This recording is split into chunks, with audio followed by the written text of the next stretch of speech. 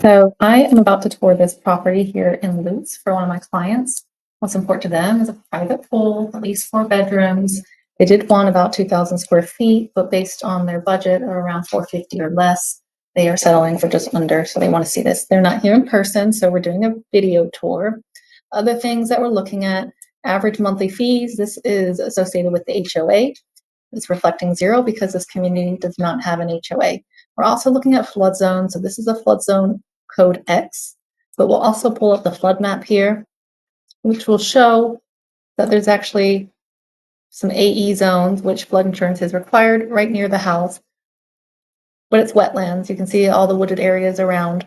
And it also does not look like it goes onto the property based on this map. So flood insurance should be pretty minimal, if not necessary at all, but always recommend a buyer to get flood insurance either way, just to cover themselves if something did happen.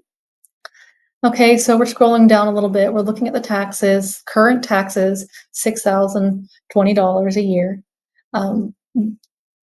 We don't know yet. I haven't looked into, as part of the lender, we'll look into projected taxes because once the property sells and is reassessed, the taxes do change, sometimes drastically, sometimes not, depending on how long the current owner, has lived in the property.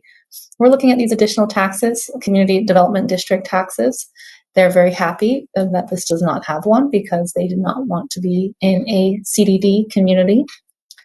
And we're just looking at other things, what's included, dishwasher, microwave, range. So I do notice fridge is not included. Typically a refrigerator is in the property. So that will be something we're going to pay attention to. Is it well, septic? No, it's public sewer, public water. And just scrolling down, this is pretty basic. They're not worried about the schools because they don't have children, but we would be looking at the school system here. And then there's some notes here for me as a realtor that I'd be paying attention to. The seller's disclosures, because this is an investor, did not have anything disclosed. So now we're going to just check on permits and see if I can find anything about age of roof and other things that are very important to a buyer. The county website now, I'm looking at the permits. This one is not for the property, but this one is. And we can see the roof was done in 2023. So at least the roof is newer. Nothing on the AC or the water heater, unfortunately. So when I'm there looking at the house, those are things we're going to try to see. Sometimes we can see the age, sometimes we can't.